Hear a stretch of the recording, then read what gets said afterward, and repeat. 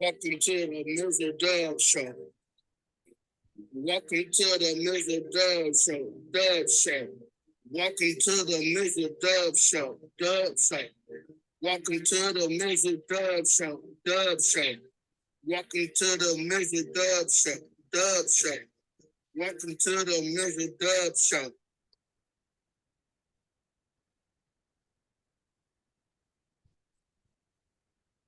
Well, hi there. Welcome to another edition of the Mizzle and Dub Show. I'm Dub. He's Mizzle. And, excuse me, bear with me. For some unrestrained reason, Mother Nature wants to give me a stuffy nose while it's freaking 90 degrees in the Vegas Valley. So, if I sound like I have a problem, just bear with me. We're going to get through this show. But anyhow, yes, as you can see, Mizzle is in full-fledged gear on this afternoon. We will dissect many of things, but of course, before we do that, there was an event that happened over this weekend in Kansas City, Missouri, and we're talking about the NFL draft. And for the first time in a very long time, my co-host was actually pleased with the direction his team was going. And so just give me your thoughts on what Mr. Ziegler and Mr. McDonald added to the Silver and Blacks roster with the possible draft picks that they've added. Tremendous. The first pick was just, we got a dog at a DN. We got a dog that'll go alongside Max Crosby. Maybe could possibly put him in the middle and have Chandler Jones on the other side. Loved it. But I would honestly say my favorite pick was getting that Michael Mayer out of Notre Dame. I mean, that was a first-round talent that we got in the second round. I mean, tremendous. Tall, physical. I mean, McDaniels loves his tight ends. Jimmy loves his tight ends. So that helps out tremendous. The only head scratcher pick that I had was that wide receiver we took. I mean, I understand it. Tremendous speed. Hopefully that pick is for special teams only because he's a dynamic special teamer. I mean, I saw that kick return he took off. He didn't even get touched. You blinked, he was already at the 50. So that's great. They drafted for every need. I mean, they got corners. They got the DN. I mean, I was worried about the linebacker, but they picked up some damn good extra talent in the undrafted free agent pool. So Ziegler, I mean, hats off. Spectacular draft. We haven't had a draft like this in years. So for me to be sitting here saying that I'm not pissed off or sitting here like, why are we reaching for that person when we could have got him in the fourth round and wasted the first round pick on him? Everything felt right. There was no reaching in this draft. So hats off to Ziegler and that staff. Let's just hope that we got some starters out there and they can contribute very early. But tremendous weekend. Happy for all those kids that got drafted. It seemed like the draft was right with everybody. Nobody really got it wrong. They drafted for needs and stuff like that. I mean, this was you couldn't go wrong with these picks because it was talent all on the board. So, well, just to pinpoint down the list, of course, Tyree Wilson, edge from Texas Tech, played as a Raider in high school, played as a Raider in college, and I played as a Raider in the pros. It just seems like it was meant to be. Of course, he was born to be a Raider. Of course, Michael Mayer was linked to the Colts and the Raiders, but the Raiders got him, which again, tremendous first-round talent. Shocked he went to day 2. Yeah, Byron Young, D tackle from Alabama, of course. He's a project, but he fits a need, and if he develops, he's a developmental player. I guess I would say, but it fits a need. So there's no head scratcher in that. I mean, I think we drafted him a little early in the round, but I'm for it. Your guy is there, and you want him. You take him. You go get him. You take him. Absolutely. So, of course, he just mentioned Trey Tucker from Cincinnati, Jacorian Badette's cornerback from Maryland. Big upside. Big upside. And Aiden O'Connell from Purdue, which is a compensatory pick. Yes. Given from the Patriots. Yes. Same with Christopher Smith, of course, my Georgia Bulldog, the safety. Talent. Another great talent. Developmental, but he's a talent. He's a winner. So, But the last 2 picks that Ziegler picked really intrigued me, and we talked about this over the weekend. Amari Burney, linebacker from Florida, of course, I know about him all too well. Huge. And him his playing cousin against is Georgia. Fayshawn on the Raiders roster. Go Their figure. cousins. Go figure. And Nesta Jada Savara, the D tackle from Arizona State. Very good run stopper. Possibly can have him on rushing down. So, I mean, just reading some of Raider Nation's comments, for the most part, they liked in the direction that Ziegler was going with these picks. And with some of our fans, we've been in shit for so long, they don't know how to appreciate when a draft is done right. I mean, they were critical on the Mayer draft because they wanted CJ Stroud. Okay. Yes, we could have took our future quarterback, but let's think about it. The draft next year is just going to be just as good. I'm not saying I hope that we suck to get Caleb Williams. Yeah. But next year's draft ain't going to be bad for quarterbacks. So if this O'Connell guy don't work out, which I think he will because the man is 6'3", 6'4", hell of an arm, accurate, and from what I read, he runs the plays the coaches want. So there will be no checking at the line per se with this. So, I mean, he's not – do I see him being the future quarterback for us? No. Is he going to be there to back up Jimmy and learn this offense? Yes. So, I mean, but like I said, Raider Nation don't know how to accept a good draft when we've been shit for so many years. So, I'm very impressed with the draft. I mean, hell, the media gave us some media gave us an A-, some gave us a B+. When the last time you seen the media give anything higher than a D for the Raiders in their draft? It's been a few years. So I'm impressed, very impressed. Well, I thought the Lions again had a solid draft. Them getting Briggs from Alabama in that backfield, and then them adding more targets. Like I said, we for the last 2.5 years on this show have been promoting Brad Holmes and Dan Campbell and the Lions. We kept telling you guys they're going to get it right. They're on the way. They're on the way. And like I said, I even got bold enough to say that they are my pick to win the NFC North this upcoming season. I don't disagree with you that. I would say that the Bears might have something to say with that if they get it together and they just put all their trust in that young man in Fields because he's a tremendous talent. Well, he's got targets. He's got targets to throw to now. So, like I said, there's no excuses from them this year. Just believe in him. Give him the vote of confidence that a young quarterback will want to hear from his organization. If there's any doubt and they catch that, that's going to mess with his mental. And not to mention, Hendon Hooker fell to them in their lap. And Hendon Hooker is no slouch. He easily could have gone in the first round. Could have gone to the second round. Huh? Hendon Hooker went to the Bears? No, Hooker went to the Lions. The Detroit Lions took Hooker. Yeah. Okay. Yeah. We're back to the Lions. I'm sorry. Yes. So now let's just say that. What I like about that pick, Goff is not going anywhere for a few years. No. I can honestly see Goff being there by maybe 3 more years, if that depending on how the 3 years go. All you're doing is letting Hooker rehab and get stronger and develop. And I guarantee you, when he steps foot on that field, when he's 110% healthy, look out. You might have another Jalen Hurts on your hand. But before we move on, we're leaving off. Can I talk about what the Houston Texans did in the first round? And some people are giving them crap for them taking Will Anderson at number 2. Or them trying to make up to get him. I'm like, why? No. Let me break it down, ladies and gentlemen, that for people that don't like that pick. Okay. First, you go get your centerpiece. You get what everybody says that stirs the Kool-Aid. That's the focal of the franchise. You went out and got your franchise quarterback. Okay. Now you solidified that. Your coach is defensive minded. Will Anderson is a damn good linebacker. Who has DeMeco Ryan been coaching with the Niners? And he's a former linebacker himself. Get out of here if you think that's a bad pick. Get out of here. Well, like I said, I thought DeMeco Ryans knew what he wanted, got what he wanted, and therefore, there you go. Yet again, see what you want, you go get what you want, and you live with what you went and got. And I will also say this, As if Justin Jefferson needed a co-star to join him in Minnesota. As if he needed that. But you go ahead and you add Mr. Addison from USC to that special talent at wide receiver. Doesn't matter who the quarterback is.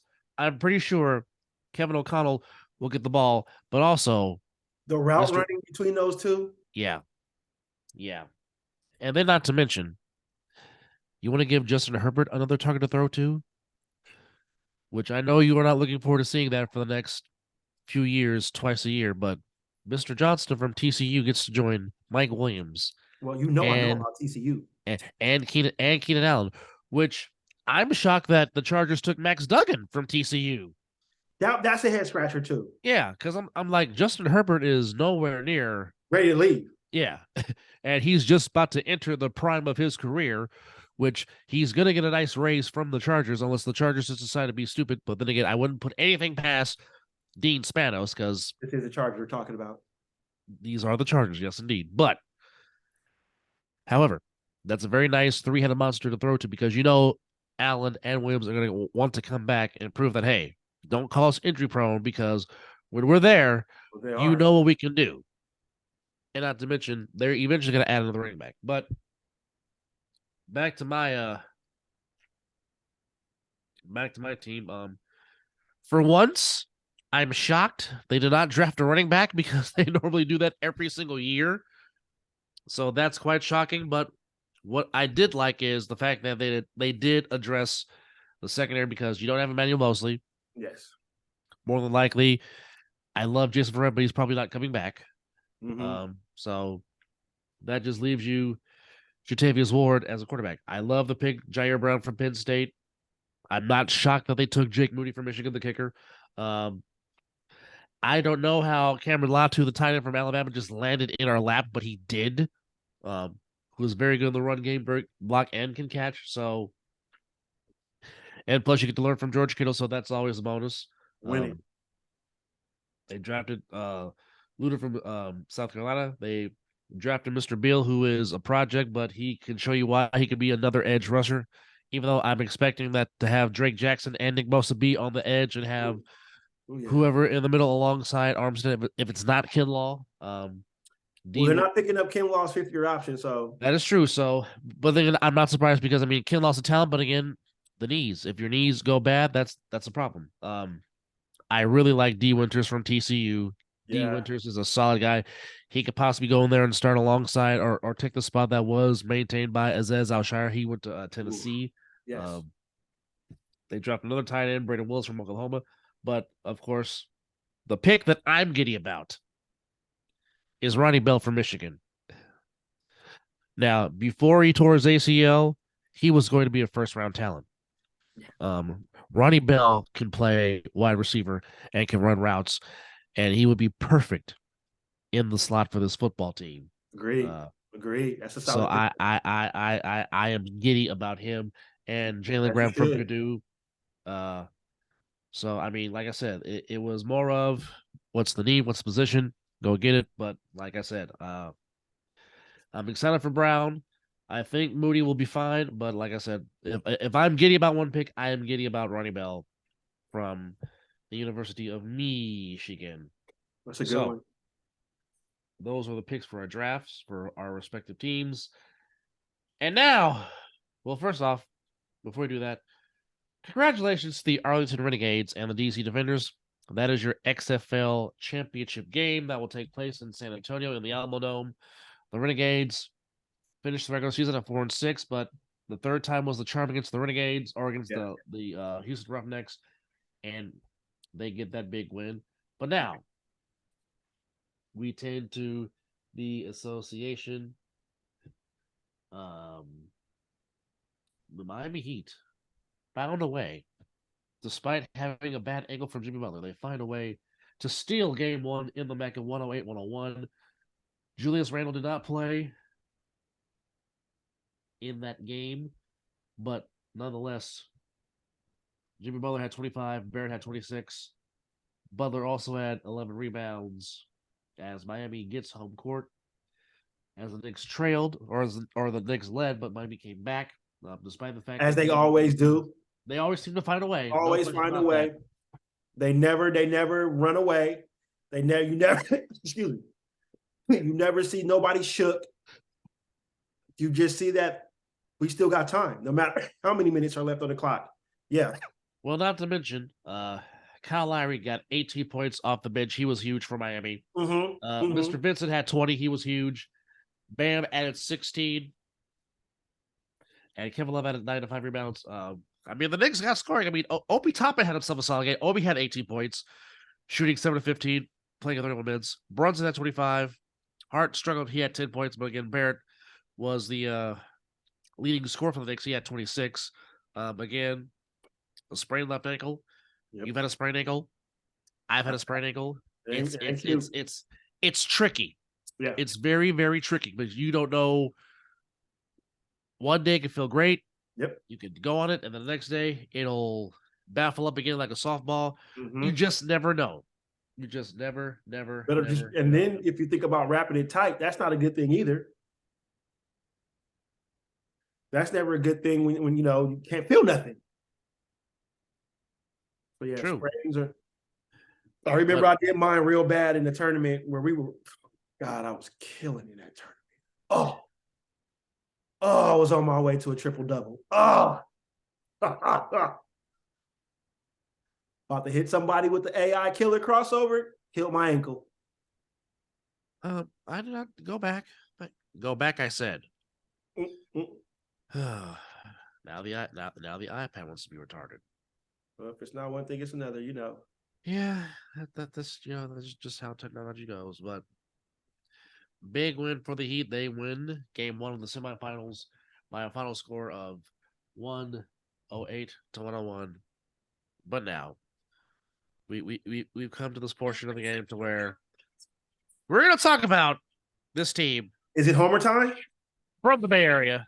Is it Homer time? It's time to be the ultimate Homer. Yes. As the music is playing across the airwaves. There will be no lighting the beam in Sacramento unless the beam is gold and blue. As the Golden State Warriors, coming off a crappy performance inside the Big 8. They felt embarrassed. They were embarrassed. And credit to the Kings for coming into San Francisco and beating the Warriors. It was just a simple beatdown. But there is a guy that goes by the name of Wardell Stephen Curry II. Yes. That decides to have the greatest performance in a history of a Game 7 as the man put up 50 of them buckets. And the most points ever scored by anybody in a Game 7. And made it look easy. And that and way, this was with not the Warriors. Easy, though. He got his ass whooped in that game. Oh, yeah, he took a beat. I don't know what a 2-time MVP, a 4-time league champion has to do to just get a little bit of respect. I mean, we know that he runs a lot and everybody wants to grab him. And Curry gets beat up. Hence the reason why he put on more weight so he can clear space when he's trying to shoot those threes. Okay. But Lord Jesus, the referees were horrible this whole series for both teams, not just one. They missed a whole lot of stuff. And honestly, they need to be put under investigation. They never need to do anything but go back to get some home training or something, because they almost killed a damn good series that everybody was in tune watching. I mean, I can't tell you how many times I was yelling at the TV. Can't even tell you how many times my son upstairs heard me yelling at the TV. So it was just, they almost took away from a spectacular series, is all I want to say. Well, nonetheless, the Warriors' second half, they put the clamps on the Kings defensively and roll out of here with a 120-100 win to take the 70-game series 4 games to 3, in addition to Wardell having 50 of those buckets. Clay struggled with the 16 points. Oof. But Wiggins added 17. Struggled. Wiggins added 17. He struggled, but again, as we have said for so long, if Wardell is the straw that stirs the drink, if Clay is the calming presence and even keel, if Draymond is the heartbeat and if Iggy is the coach, Kevon Looney is the damn Everything. glue. He is the glue. Everything. Kevon Looney is the glue. 11 points, but more importantly than that, 21 rebounds. That's three of them. That's three of them in one series alone. Yes. Yes. The man had damn near 100. What days? I think if I read it right, I'm gonna give a gap. I want to say between 130 or 170 something rebounds in this series alone. Bro, that's Dennis Rodman shit. That's Dennis Rodman type of basketball right there. Well, you know what? I may not be giving my scoring, but guess what I'm gonna do? I'm gonna play defense. I'm gonna grab rebounds, and I'm gonna get all the hustle boards. Oh, he gave Domantas Sabonis fits in this series. Well, hell, not I wouldn't say. Well, are we talking about offensive wise or rebounding wise? Because they played off Sabonis. Majority, whoever was guarding Sabonis, they were daring him to try to make that 20-footer. Yeah. You know, and he couldn't. He was looking to pass. He didn't even want to shoot. No. So just oh God, we don't win not a damn game without Kevon Looney. You can sit here and say you don't know basketball. Well, guess what? I know basketball. We don't win not a single game without Kevon Looney. Oh yeah, Curry did all the shooting, that and the third. But yeah, if Looney ain't getting them rebounds, not even the defensive rebounds. How many times he grabbed the offensive rebound to set up Steph shooting a three, or somebody getting a big bucket after he got the offensive rebound? Okay. Hey, hell, you want to go there? I'll do it again. What's up? What's up? I'm homering out right now. And you know what? We already smoked purple, and guess what else? We're gonna smoke purple again. We're gonna do it again. And what I love about this, the Kings said the Warriors are tired, but the Warriors ain't had nothing to travel but 90 minutes. They ain't left the state of California, and they ain't leaving the state of California again for this series. So if you want to talk about who's going to have the fresher legs. I mean, both teams went to game sevens. But can the Lakers bench contend with the Warriors bench? Which, what I love about Steve Kerr again, he always finds a way to give the bench players some form of run in the playoffs so they can get their feet wet. You know, so, and kudos to the Kings. You guys will, anybody that's watching this that's a Kings fan, the future is bright. Yeah, be back next year. Hell, I even picked y'all to be the number 1 seed next year.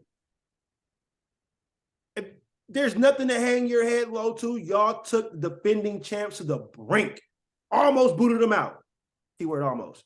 So, all shits aside, I'm sitting here talking shit, you know what I'm saying? Again, fuck that bean. No lighting the bean.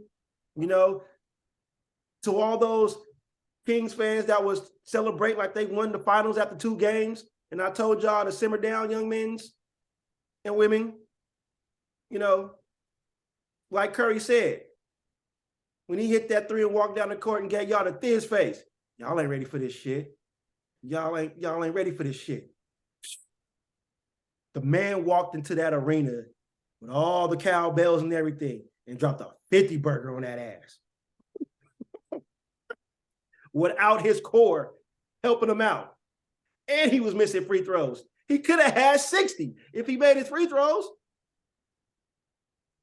It could have been a 30-point lead if they was making their free throws. Yeah. But now, it very rarely happens. Mm-hmm. I wish this was the Western Conference Finals, though. I wish this was the Western Conference Finals. Oh, did you know what? They've only played. This is going to be our Western Conference Finals, no matter what. It was almost like what we had with the Dodgers and the Giants that one year. That was our World Series. This is about, no matter the outcome, whoever's going to the next round, remember what I told you. Whoever came out this Kings and Warriors series, they're going to the finals. I'm sticking to it. I'm still sticking to it. Well, it's only the 8th time they will play in the playoffs, and make no mistake, the Warriors have struggled mightily against the Lakers in their playoff history. Yes. The Warriors are 1-6 in the playoffs against the Lakers. The only time the Warriors have beaten the Lakers in the playoffs was The Run TMC year? no, it was the 1967 West Division semifinals in which the San That was Francisco the championship Warriors. year. Well, they didn't win. They got to the finals. They didn't Oh, win because they lost to the 76ers as the 76ers won the title against Rick Barry's Warriors back in that time. But in 67, Warriors swept them. But the Lakers have had their advantage ever since. Now, they have played once in the Western Conference Finals, which was in 73, 2 years before the Warriors won their first title since moving to the Bay Area. That went 5 games. Lakers won that. They met in the semifinals in 77, to which some people said that the 75-76 Warriors team was better than the team that won, but that went to 7 games, but the Lakers won that. Now, of course, we know about 87 and 91. Yes, we do. Lakers won the series, both those games in 5, but there was 2 particular special performances. Of course, we will never forget Mother's Day of 87, where Sleepy Floyd became Superman, where Sleepy Floyd just went buck wild in the fourth quarter in the second half and took Michael Cooper to school. But we know the Lakers won that series in 5, of course. Yeah. The last time they played in the playoffs was the 1991 conference semifinals. The games were relatively close. They were all relatively close games, but the Lakers were just better. But in game 2 of that series, the old Golden Throat Chick Hearn said of Mullins' 41-point performance and the way he shot the ball, he said that might have been the greatest shooting exhibition he had ever seen. Possibly. So now, for the first time in 32 years. 32 years was the last time the Lakers and Warriors are playing in the playoff series. Now, we know for the most part, for most of our lives, for me, most of me and Mrs. life, and it's going on 4 decades, for the most part, the Warriors have played shitty basketball. We don't deny that. Okay, we have seen shitty basketball played at the Oakland County Coliseum Arena until so bad to where you can spend maybe $20 to get in there and go sit low. Yeah, that's how bad it was being a Warriors fan until Joe Lacob bought the team and said, "No, we're going to build around this guy named Wardell. We're going to build around him." We're getting there. Don't forget, we had the We Believe here. Yes, which was okay. That was Run TMC play some good basketball. I mean, it's not the quality of what we're seeing now. Yeah, no. But we have seen some exciting. We have seen spurts, of course. Yes. We will never forget the Kobe Bryant, Antoine Jameson, both each get 50, going back and forth. What a game! One of the rare games that the Warriors won against the Lakers during that time. So we savor those moments, but of course it's LeBron versus Steph again in the playoffs. Don't get better. LeBron is 7-15 career-wise against the Warriors. Curry is 3-1 in the finals against LeBron James. But I believe his overall record is 25-18. I think Curry has damn near a 60% win percentage all time, including playoffs against LeBron. So, I mean, many people thought that the decade of the 2010s was going to be LeBron's ascension to winning many titles, but there was that guy from Davidson that said, "Hold everything." So now they each have 4. Of course, 4 versus 3.5. Which sucks because we were trying to get a couple Laker fans on here, but they were probably doing stuff. So hopefully, throughout the duration of this playoffs, we could get them on here to where we could just go back and forth. Hell, you know what? I want to go up against 3 Laker fans. I might have to bring Mr. TG on the show too.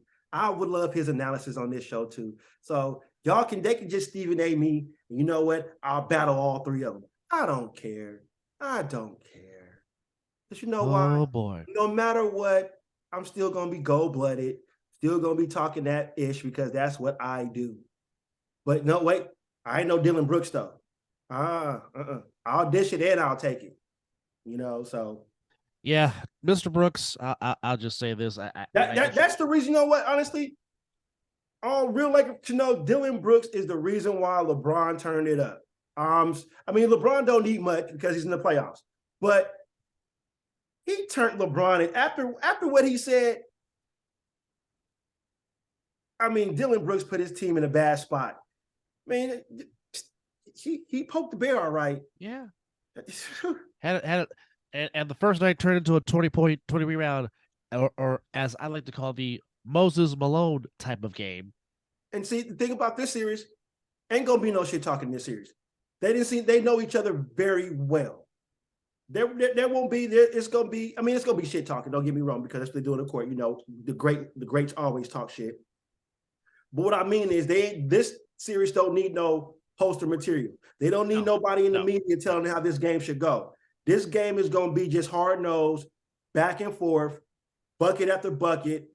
Just whoever makes the defensive stop at the right time and makes that good shot or makes the right play, that's how this series will be won. Well, to go off that, here's my question: which version of Anthony Davis is going to show up? Oh, well, as I just said, neither one of these teams need anything to pump themselves up to get into this series. But we all know that AD is one. I mean, any player is one, but AD is glass. What they say in one of these movies, the boy got weak bones. You know, but I think we're going to get a very competitive AD. I think AD is hearing the noise. You know, he's hearing the Charmin talk. It's just not us doing it. You know, it's the media's doing it as well. Not yet. Well, okay. But I believe it's not about AD and LeBron I'm worried about. It's worried about if Schroeder gets off.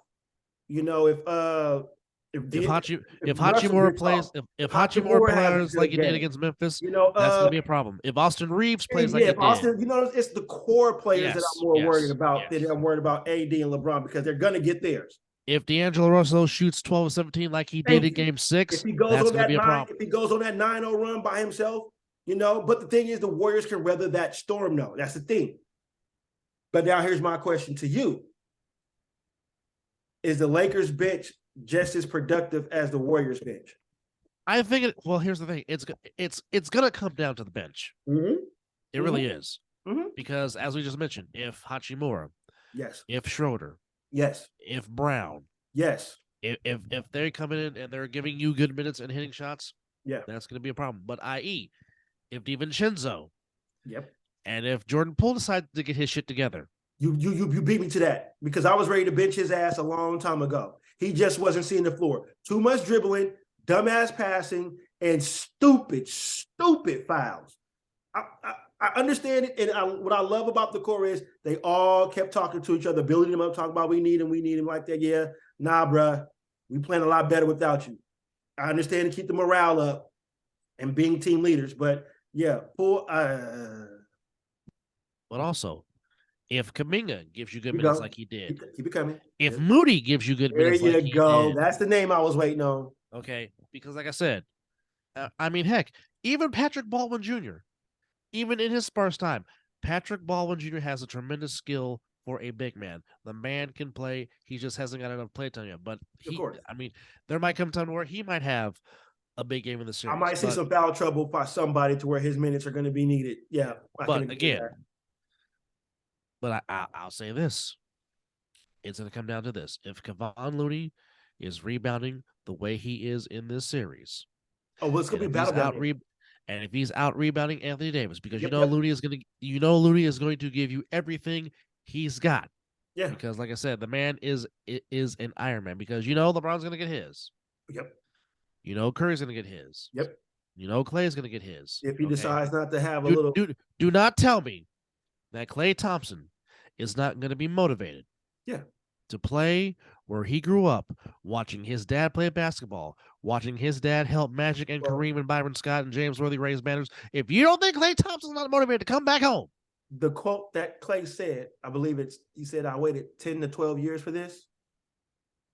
Yeah. So the motivation is right there. That was just a quote. The motivation there. Do not be surprised Do not be surprised one bit Yeah. if Klay Thompson goes absolutely nuclear in this series. I believe it'll be. I don't believe it'll be at in LA too. Oh yeah. I think that game will be in LA. No. Warriors have home court in the series. No, what I'm saying is, when it's that game game 3 that and you're 4. saying that he decides to go ape shit, it will possibly be in LA. I wouldn't be I surprised. think it could happen in LA. I I wouldn't be know surprised. that the Warriors are the 6th seed and they're the 8th seed. So yeah, I know how this series goes. All they got to do is just get one on the road. Just one on the road. One in LA. Yeah, that's it. But I love your analysis on you also forgot one player though coming off the bench, and not just for scoring purposes, but if he just does his job like he knows his job. It's a breath of fresh air having GP2 back. oh yes, him on the defensive end. Yes. And then anything Gary Payton II gives you offensively is a bonus. Yeah, but you know he's going to get it down on it. He's going to rebound. He's going to play defense. Yes. But if he hit a 3 or 2, put back dunk or a highlight alley oop, that changes some things. Now, here comes the ultimate question. Uh-oh. And there's been no news on it yet. But if somehow you get the player coach to return for this series, Ooh. you get coach playoff Iggy to add to that second squad. I just need one game from him, though. I just need that one spectacular dynamite game from him. Just that corner 3 that that he been probably missing all game long. And they looking at it like, Iggy got it. And he boom. And and it's like, get the crowd going and stuff like that. And then another 3 comes because he ain't gonna make another one. Boom. I just need one game from him. I don't need him to be spectacular Iggy. Just that one good defensive stop where the game is getting out of hand and Iggy get that rebound. He tell everybody, and gets the morale back. That's what I want from Iggy. I don't need nothing else from him. I don't need nothing else. And continue to be the coach that he is. I think when he retires, he's going to be on the sideline. I agree. I think the paperwork is already ready. They're just waiting for him to say he's retired, get his paperwork in with the NBA, and I believe he's going to be on Kerr's staff. I don't doubt it. He's already doing it.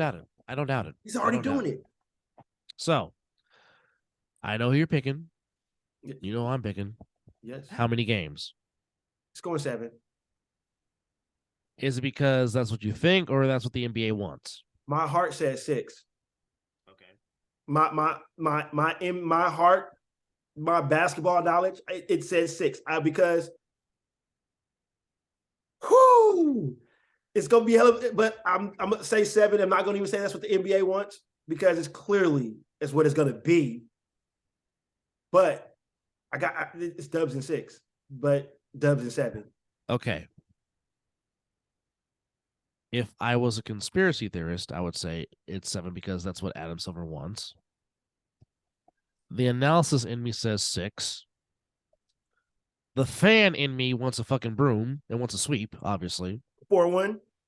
No, 4-0. I know you want 4-0, but I'm just saying, gentleman's sweep. The gentleman's sweep, yeah. You know they gonna get one in LA. That's the fan in me. But yes, hell, realistically, I will say 6 or 7. Now, switching over to tonight as the team in red, white, and blue. And I know they have been your kryptonite forever. And like I said, it's one of the best playoff rivalries in basketball. 22 matches with the Celtics 14-7. So, with that said, and I know more than likely Embiid's not playing, and we don't know when Embiid's coming back. So, if you are the Philadelphia 76ers, how do you weather the storm that is the Boston Celtics? Because they have been the one team that has seemingly stand in your way from getting to the conference finals. And here they are standing in the road yet again, possibly preventing you from a meeting with either the Heat or the Knicks in the conference finals. Which let me just say this for a minute though. And this may be the old school basketball fan in me. Oh, but love when you get right. Go ahead. Yeah, but for me, as a basketball fan, now I'm not that big of a basketball fan as I used to be because some of the rules and what they do, it just boils my blood. Yeah, mind-boggling. It just really does. Yeah.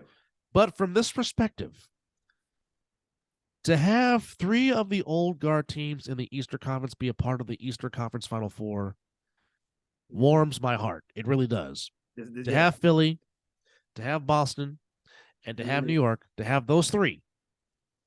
Those are the Trinity of the East. Those That is 3 the Trinity. those 3 pillars of the Eastern Conference. Yeah. And to have those 3 to be a part of the Eastern Conference Final Four really does warm my heart.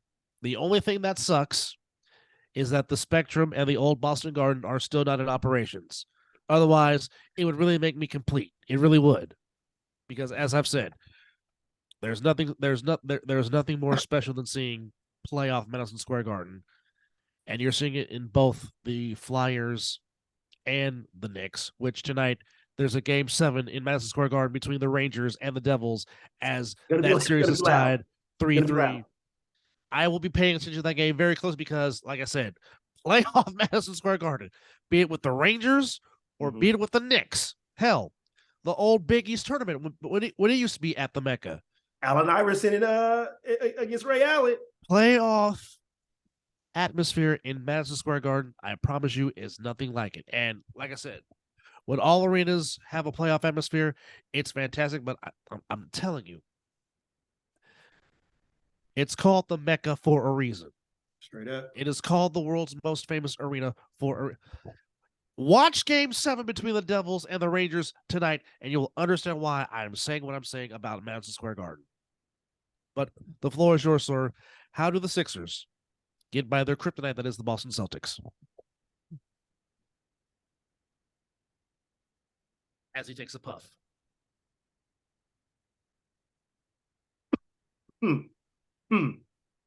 It seems easy enough because that's what it takes. Score and play defense. Don't let one man, because it's been known to happen in each of the time they play.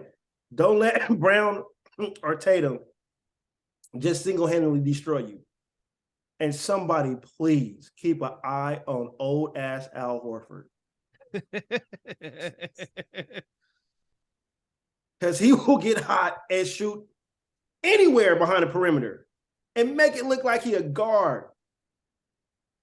But that's not one thing the defense is going to slightly show up. I believe that because they have played excellent defense these past few games to close it out. But with no Embiid, I need Harden to do what he do. He's been getting there. He's not finishing. Bro, you make layups in practice. How are you missing these layups right here? And it's with your dominant hand. I don't get it. Tyrese Maxey, just continue to do this. Just continue to raise your level of play because the sky's the limit with you. I need Tobias Harris to continue to stay hot. Get in the post game, do what you got to do. Make those open threes when necessary, but definitely get down low because he's a mismatch problem. He's the one person on the floor that can get the post going. I need the bench to play hard. DeAnthony Melton, Shake Milton, Paul Reed. Everything's going to be big now, especially with no Embiid. So everybody is important to this game. It's just like, okay, you're coming in and relieve this player. No, I need Yang to hit them open the jumpers when he get there. I need Farhan to hit his shots when he's in there because he's going to be playing now because, like I said, everybody should be getting some run tonight. And the bench ain't no slouch. They can get out there and outscore some starters. So I know I said score, but just don't let Boston get on that run to where they just blow you out the arena. Stay slightly consistent, hit your free throws, make the smart pass. It's not the time to be playing sloppy with the basketball. If Maxey's on the heater, Steph Curry, because that kid can turn it on at any moment. He can put 40 on you, and you'll look like, damn, he scored 40. Well, he has shown the ability. Oh, wait a minute! Some breaking news here. Talk to us. So this is from the World of Boxing. Ryan Garcia and Goosing have split up after Garcia loses to Tank Davis. So was that the rat in the camp? Don't know, but trainer Ryan Garcia and Joe Goosen have parted ways. Wow. Well, they kept saying that Garcia had a rat in his camp. So, but yeah, no, I think that's just for me. And then, you know, when we get the big fella back, just do what y'all been doing. That high pick and roll is pretty hard to stop. You know, again, make the smart pass. And, you know, Embiid, just stop jumping and falling on the ground, because every time you fall on the ground, I'm about to have a heart attack. Don't know if you're getting up or not. And let's try to keep it clean. I mean, I know the rivalry is the rivalry, but let's keep it clean. Let's not get these referees are looking to be ejected and throw these flagrant twos out now. So just know that everything that you do is important on the floor, and let's just play smart basketball. It's all right. I mean, I know it sounds simple, it does, but they still got to go out there and execute. I guess basically that's what I'm asking for. Just better execution, because this is serious. Some of these games, this could be Doc Rivers' job right here. Agreed. Definitely agreed. So, I know who you're picking. How many games? Are we talking just if Embiid's on the floor, Embiid not on the floor, or are we just saying just your generalized? It's okay. This is going to be weird. It's going to be weird. Sixers in 6, Boston in 7. Fair analogy. Now, we did not pick a winner, however, between the Knicks and the Heat before the series started. Who do you like in that series? I'm still riding with Jimmy. I think I now here, honestly, realistically, and basketball, Heat in 6. I'm not even saying no game. Heat in 6. Bearing if Jimmy's healthy, which I believe we know Jimmy Butler. That thing got to be dangling for Jimmy not to be in that game, unless he can't put any weight on it. I mean, he did finish the game and left with 28 seconds left in the game, which I think they built a lead long enough for them to for him to come off the court. Yes, I think they messed up right there a little bit, but I'm not the coach, and maybe they asked Jimmy to come off, and Jimmy probably told you to go fuck off. Possibly, that could happen, but I think he stayed out there a little too long on that. But I get why, you know. But I can see the Heat in 6. I think the Knicks get game 2, and I believe Miami do what they got to do. The Knicks have been a fantastic story, and I hope this will turn into a consistency of playoff appearances for the Knicks. Yes, because the Knicks being relevant just makes the NBA better. It enhances the NBA as a whole when the Knicks are relevant. I don't care what is true. I don't care what anybody says. You want consistent playoffs inside Madison Square Garden because it just adds and enhances the association. It does. Yes. Knicks are a fantastic story. But I'll even see you and raise you. I got Miami in 5. Ooh. I think Miami can win it in 5. I really do. Ooh. I've been saying all along, and you have agreed with me. I said, damn it, the Miami Heat are not your normal 8th seed. No. This is an 8th seed that legitimately, and I mean this sincerely, could have been in the top 5. Miami is a legitimate 8th seed that can legitimately win the NBA title. Yep. Yeah. Hell, I think if my Sixers and the Celtics beat each other up, I just think that Jimmy has that what Steph Curry showed you in Game 7. That bulldog. Jimmy ain't gonna back down. He's gonna play tremendous defense. That's number one. He's gonna lock you down and he's gonna make you work for it. That's gonna be it. Yeah. But when it's almost like how we call Curry the Human Torch. You know, we didn't see it. Jimmy can get flame on.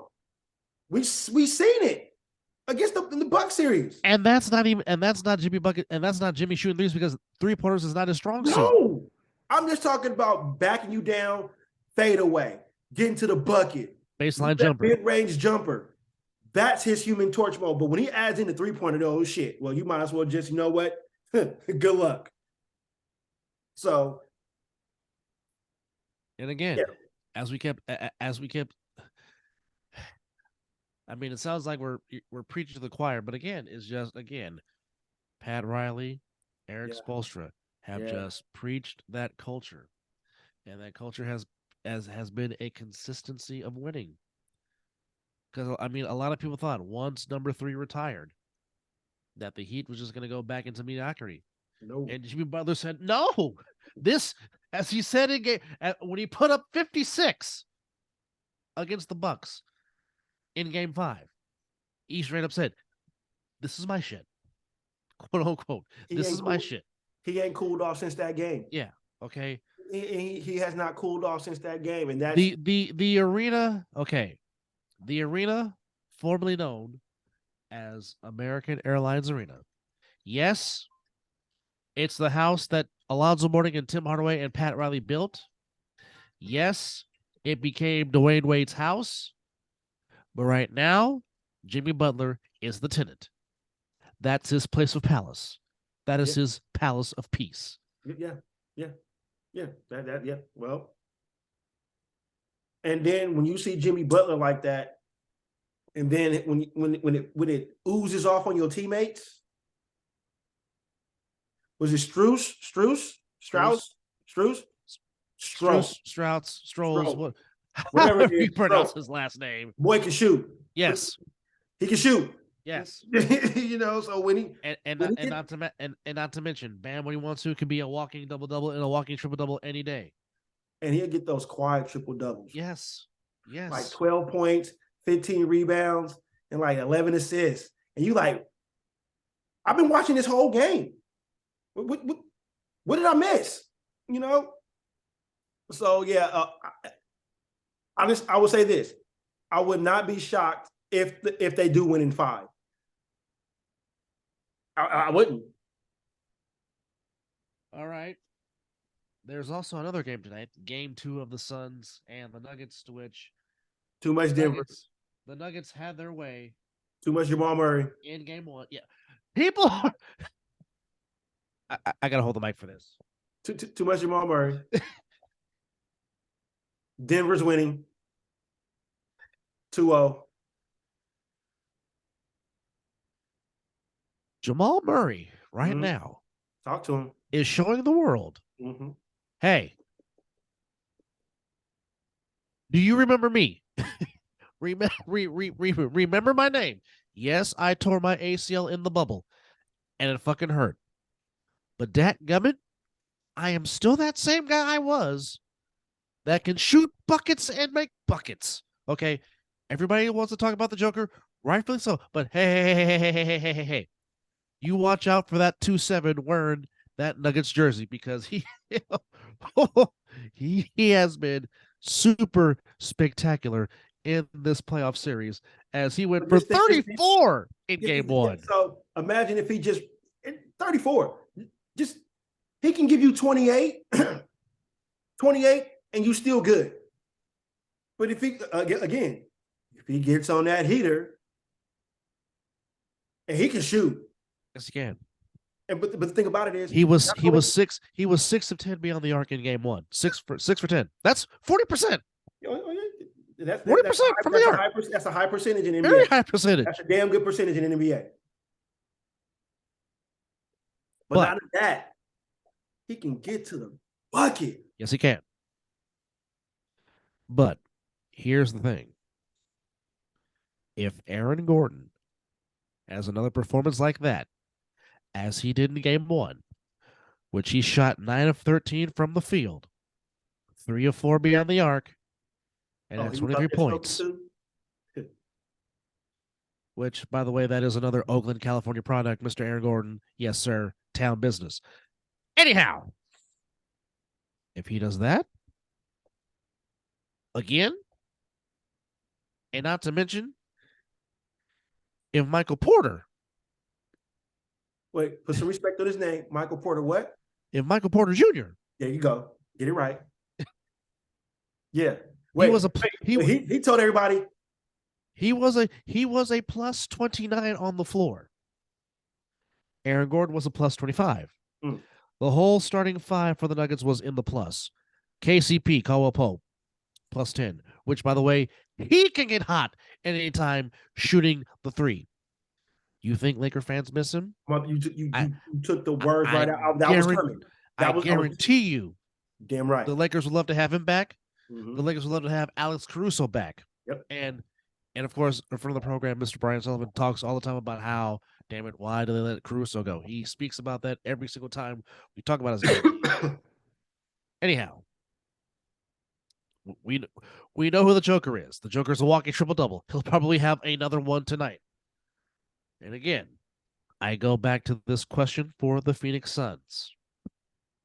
Again, where is Chris Paul? Where is he? But also, here is another interesting question. Why me and Mizzle, we love Monty Williams. We love him on the show. He is a better human being than a basketball coach. And we've already explained the story many times on the show. But if I have one criticism about Monty Williams, why are you not giving Terrence Ross more play? Ooh. Terrence Ross an athlete can score in bunches.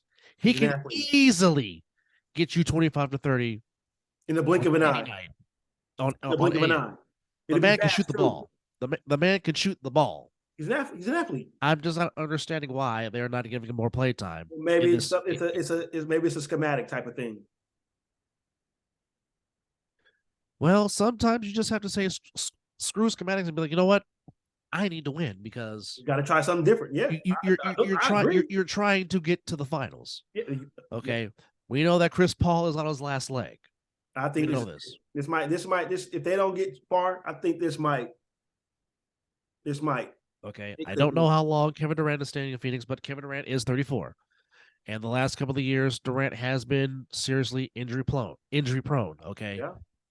You don't want to waste the prime of DeAndre Ayton and Devin Booker because they're hitting their prime. They're hitting their stride right now. As Book is a scorer. I mean, the man went for 71 against the Celtics. That's all you need to know. And DeAndre Ayton is a walking double-double every game long. Now, well, it gotta be now because they gave up a whole lot to get Kevin Durant. So yes, they did. And I know plenty of Suns fans that were pissed that Mikal Bridges was a part of that trade to get Kevin Durant. Mikal Bridges asked the Warriors about Mikal Bridges. He gave the Warriors fits. Hell, ask my Sixers in the last series. Couldn't stop him. Everything he was throwing up was going in. I'm sitting here like, can we put a hand? And that's even putting a hand in his face. The man can score. No question. So like I said, no question. The Suns set themselves back by giving up KD, so it has to be within these next 2 to 3 years. Yeah, it has to be now. It has to be now. It's 3 years. I think it's now and next year. If it don't work next year, then it's over. I agree. NBA don't wait that long anymore. It's certain teams, certain franchises don't wait. Yeah, if you have a window, you got to do it now. Yeah. Well, yeah. And hell, I think the window for my Sixers with anything right now is this and next year. Maybe they give Doc one more year if that, but I believe he's going after this year. If the Boston Celtics just outright just spank us. You say break it up? Oh, I believe they will. I mean, not like break like, Doc might be gone. I mean, I'm okay with Harden. Harden